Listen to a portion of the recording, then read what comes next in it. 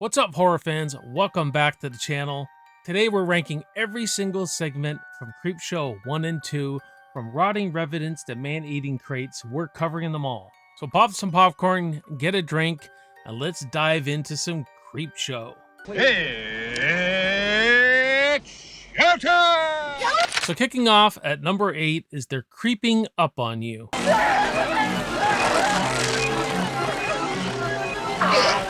In this claustrophobic nightmare, a wealthy germaphobe named Upson Pratt lives sealed inside his pristine high-tech apartment until it's overrun by cockroaches. As his paranoia spirals, so does the infestation, leading to a grotesque and unforgettable ending. Okay, I get it. This one could be an absolute horror show if you are a germaphobe or if you don't like bugs, but bugs are just not scary to me. They don't do a whole lot for me. I'm not scared of them. I'm not a germaphobe. So this one doesn't really hit with me as much. Not big on the main character. He's just a stingy old fart. So I guess when the final explosion with all the bugs, it is a little satisfying. The layers and the setup of the whole episode just doesn't work for me as much as the others. So that's why it sits here. Coming at number 7 is The Lonesome Death of Jordy Verrill.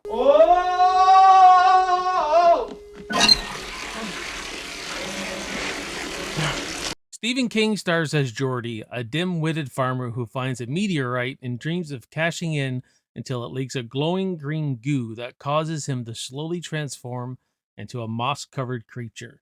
It's equal parts sad, silly, and sci-fi.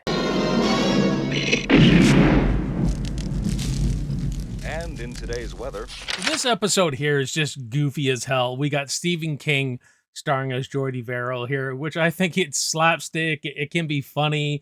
It's not very scary, this episode. So it's one of the weaker ones for me for how kind of goofy it gets. Some of the humor really does work for me here, though, but the practical effects are really great with all the freaking moss on them until it gets to the point where it has this weird, tragic ending where he just blows his head off, and it ends on one of those really dark, sour notes. And it's one of the episodes out of in the first Creepshow anyway that all the episodes tie into this theme of revenge, where this is just not that. This is more of a tragic story. Right? Hey guys, my name is Jason. This is Backtrack Cinema. I hope you're enjoying the ranking this far. We're going to get right back into it, guys, but hit that like button, hit that subscribe button. It would mean a lot for the channel and all that. Lots of great horror content coming up for you guys to enjoy. Up next at number 6 is Old Chief Woodenhead.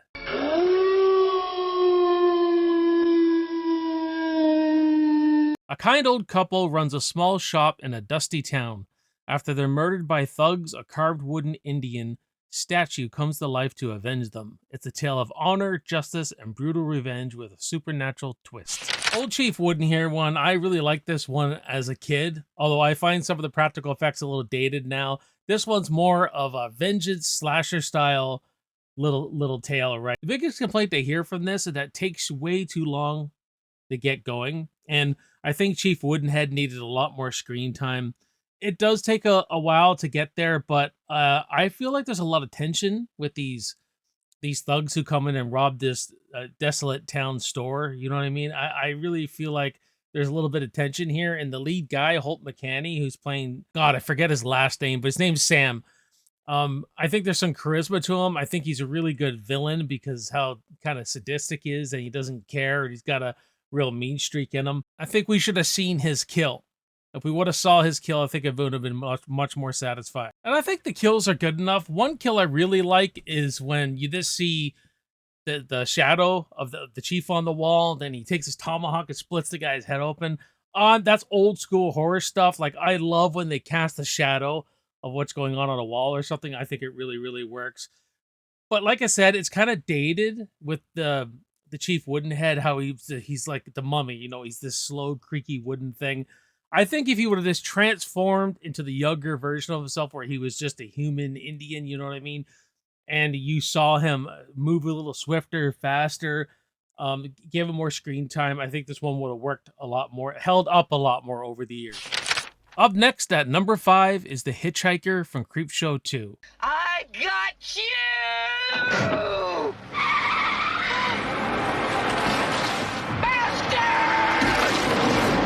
A woman driving home after cheating on her husband accidentally kills a hitchhiker on a dark road. but he keeps coming back again and again, repeating, "Thanks for the ride, lady," no matter how many times she tries to kill him. The Hitchhiker. Now, I wasn't the biggest fan of this one when I was a kid. You know, back in when I first watched this as a kid, this was probably the weakest one. And when I initially made my ranking, I was like, this would probably be right up there with Bugs. But I gave it a rewatch. I sat down and watched it. I go, wow, this has a lot to say. She's rushing home to beat her husband home because she's having an affair, and she's talking herself into what excuse should I give him and all that. She hits this guy on the road, and he just keeps coming back and back and back and back. And it's kind of like saying it's guilt. It's her own guilt. And he's like a metaphor for that. How you just can't get rid of the guilt. It just keeps coming back. It sticks like glue in your consciousness, right? And I just love what it's trying to say there. Also, I like what it says about the horror genre. No matter what happens, the guy comes back and comes back and comes back and comes back, and we love it for that. Great, great practical effects, and the ending in the garage there is just awesome.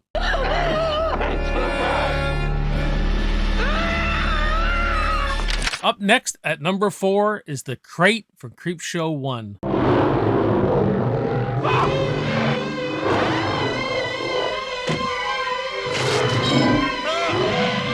A mysterious crate from an Arctic expedition is discovered under the stairs of a college. Inside is a monster that's been locked away for over a century until it's let loose, hungry and bloodthirsty. One man sees it as the perfect solution to his personal problem. The Crate. Now, this was never one of my favorite ones, to be honest with you. It seems to be everyone else's favorite. A lot of people love this one, but I've really grown to like this one. This is the one that feels the longest to me with the pacing and everything, which is not a bad thing because it's building suspense. You're just wondering what's in that crate. And this, let's call him Fluffy, the fluffy beastly thing. Tom Savini just does a great job on this whole series, but he did a great job on this beast, man. This full of teeth and everything. You still don't see much of it. And it's kind of like this really suspenseful horror, but a dark comedy too, where this guy's just fantasizing how he's going to kill his annoying wife. And Adrienne Barbeau is probably the worst wife ever in the best way, though. Like, you just love to hate this woman. Like, she is so likable in something like The Fog, but she's just an absolute wretchless bitch in this movie, man. Or this segment. But I really do. I like the tension it's going for and the building of suspense in this one. And this is really one that, man, it almost feels, this whole episode almost feels like the tag of a longer movie. If we got the longer version of this, of them on the expedition, capturing this thing and sending it to wherever, that feels like a whole movie in itself. And this is almost like the after credit scene or just the end hooker to lead you into something else, right? But yeah, a lot of these episodes too, you know, could make great 90-minute films, I think, too. But yeah, The Crate's great. Coming at number 3 is The Raft. Help! It hurts! It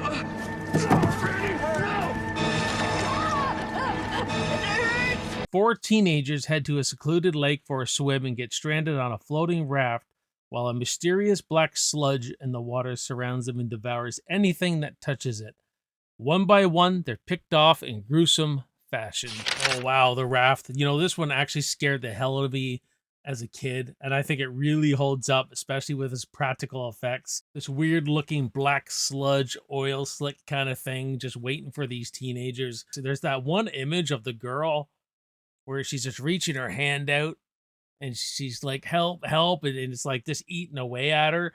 That is still a horrific image. I like how simple it is. It's isolated. It's like nightmare fuel. Like, this goes for a survival story. How are you going to get out of this one? And can we all agree here that the guy who we think is going to survive, and I like how he doesn't because he's a douchebag. Looking back at this movie, the jock, the stereotypical jock, is actually one of the better characters. This guy, he knows that the oil slick can come up through the cracks. So what does he do? He lies the girl down on them, and he starts being a pervert, feeling her up, kissing her while she's completely sleeping, causes her death, essentially. I'm glad this mofo didn't survive, man. He's a creepy little bastard. Here we are supposed to hate the jocks and like the brain, and the brain's the freaking pervert. You know what I mean? At number 2, we got Father's Day from Creepshow 1.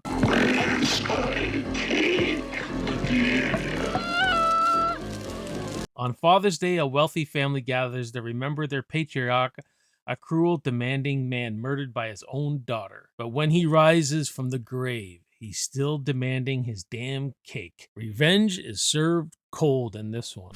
Oh yeah, I love Father's Day. This was probably my favorite one as a kid. Just love the practical effects of the graveyard scene, him coming out of the grave. But I want my cake and all that. Just perfect practical effects. And this one really sets the tone of what Creepshow is all about, man. Great practical effects, campy, just a good horror time and a good Halloween kind of horror time. I think the woman who plays Bedelia gives a great monologue at the grave, and I just got a thing for graveyards. As you guys who follow me, you know that. I like Return of the Living Dead, Jason Lives, this. You put a horror tale in a graveyard, I'm just sold, man. And I just really love this one. And I love that iconic image when he's got the girl's head on the cake and he's like, I found my cake, or I got my cake. It's just classic Creepshow, this is. But coming at number 1 for me is something that tied you over in Creepshow 1.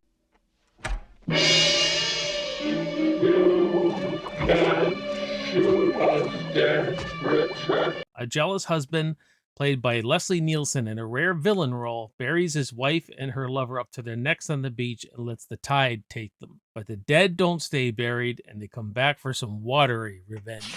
This is Creepshow at its best. It's creepy, creative, and the pacing is perfect. In fact, I just really like how they're building and building the tension here, and where he puts Ted Danson into the beach up to his neck, and how they don't rush it too much. And Leslie Nielsen is just a chilling villain. Can we agree that he is one of the most underrated villains in 80s horror? He's fantastic because how much he's loathing in this, how much he loves it, how much he just loves getting this revenge. And Ted Danson is surprisingly really good in this too. Like, I think this was around when he did Cheers, I think. So really, really good in this movie too. The practical effects, the waterlogged zombies at the end when they come out of the lake, and that music. That really subtle music I really, really like. It's got everything here. Dark humor, supernatural justice, and it's a perfect comic book ending, and this is what this is. Creepshow is like this comic book, right?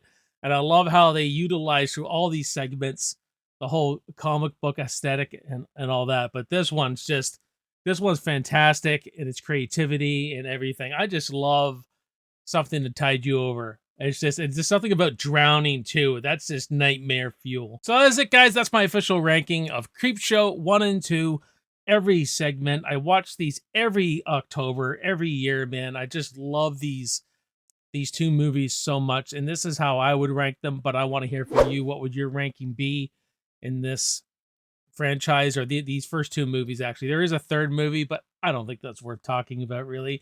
And there's a Shudder show, which I haven't really dove into. But let me know in the comments. Please like and subscribe, all that jazz. And my name is Jason. You've been watching Backtrack Cinema. I'll see you next time, and I'll see you in the movies, guys. Cheers.